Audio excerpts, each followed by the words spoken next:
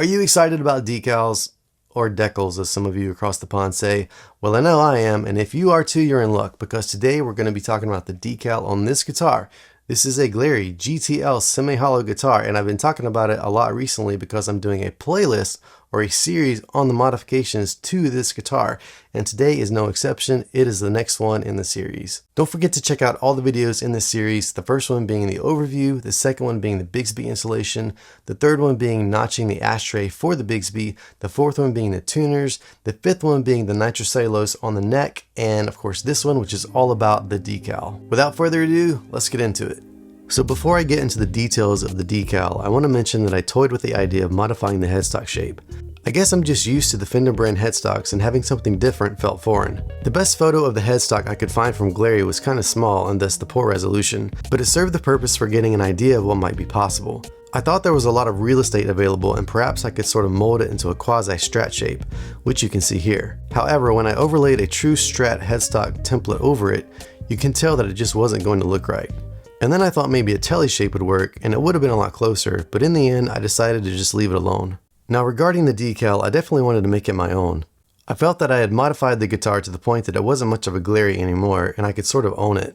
I had never done a custom decal before though, and so I really didn't have a solid concept of what I liked, except that I wanted it to resemble the Fender font. So luckily I found something similar called Strato font, where I could play around with some ideas, as you can see. In the end, I wanted to use some form of my name, and I thought Nathan S was sort of symmetrical, and it could double as meaning either Nathan Sink or Nathan's Possessive. Pretty clever, huh? And then I went a step further and did a mock-up of some of the designs on a version of one of the headstock shapes, and then on the actual headstock. Alright, now on to the installation. As I said in the intro, be sure to watch my video on refinishing this neck in nitrocellulose. What you're seeing here is after I let the neck dry for about 2 weeks and determined it was ready for the decal. The first step I did was to level out the finish on top of the headstock where the decal was going to go. I found the best way to do this is with some quadruple aught steel wool. You could use very fine sandpaper, i.e. maybe 800 or 1000 grit, but steel wool is cheap and gets the job done, although it does leave a bit of residue to clean up. The purpose of this process is just to give the decal a really flat surface to lay on.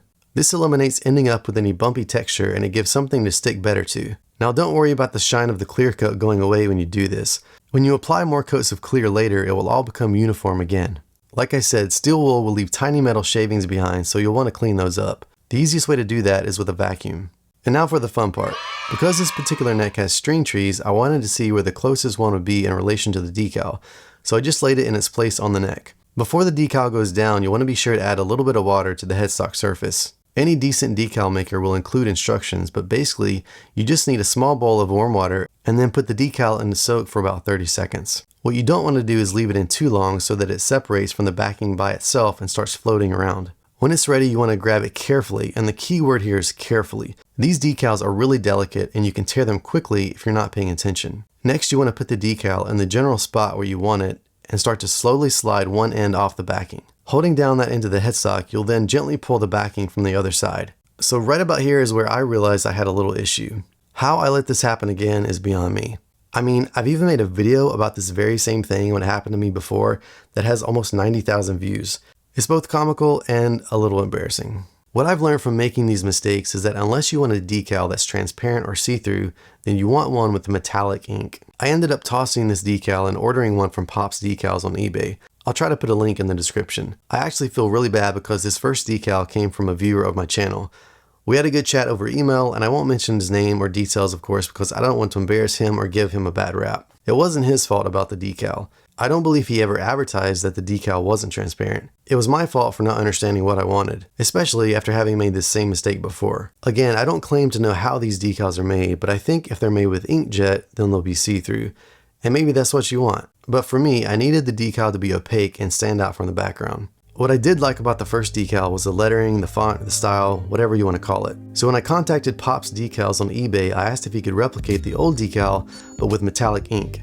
He said yes, as long as I gave him the dimensions, and so I snapped a photo and sent it to him. The resulting decal was perfect, with a high quality metallic ink as promised.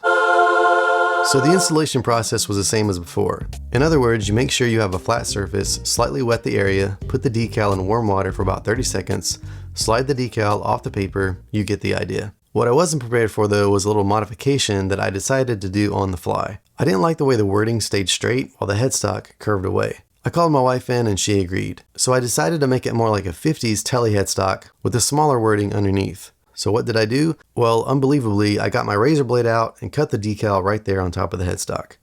I can't believe I did that, but everything actually worked out okay. I would not recommend this method, of course, but I'm all about transparency and hoping to share my lessons learned. Once I was finally happy with the placement, and believe me that in my OCD I adjusted it several times before I had to just let it go, I got out the old distilled white vinegar to dab around the edges.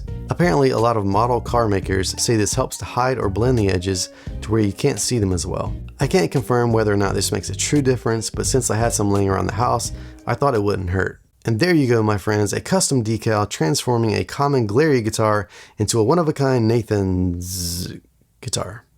Before I go, I want to address the last steps to take if you so choose. Now you could just leave the decal as is, assuming that you applied it to a final finished gloss surface. That's similar to what they did with the vintage decals. However, to protect it, you might want to put more clear coats over it, and that's what I did. Once the decal had dried for about 24 hours, I put a light mist coat over the face of the headstock. This is just to ensure that the decal doesn't react with the clear coat. Then I put 1 or 2 light coats of clear over that and called it good. You could go to the effort of burying the decal, but it takes a little bit of patience. You essentially put lots of coats on slowly, but you also have to sand down the final surface so that it's uniform and it doesn't have a raised area where the decal is. Hey, thanks for watching. Hopefully you learned something. Now you don't want to miss the next video in this series because it's about something I'm especially psyched out of my mind about. I don't know if you know what this is or what it's used for or if you can even see it. It's basically a razor stuck into a wooden dowel. But it's really cool. I was happy with the results. So stick around and be sure to watch that video. We'll see you next time. Step out, stay here. That was the question.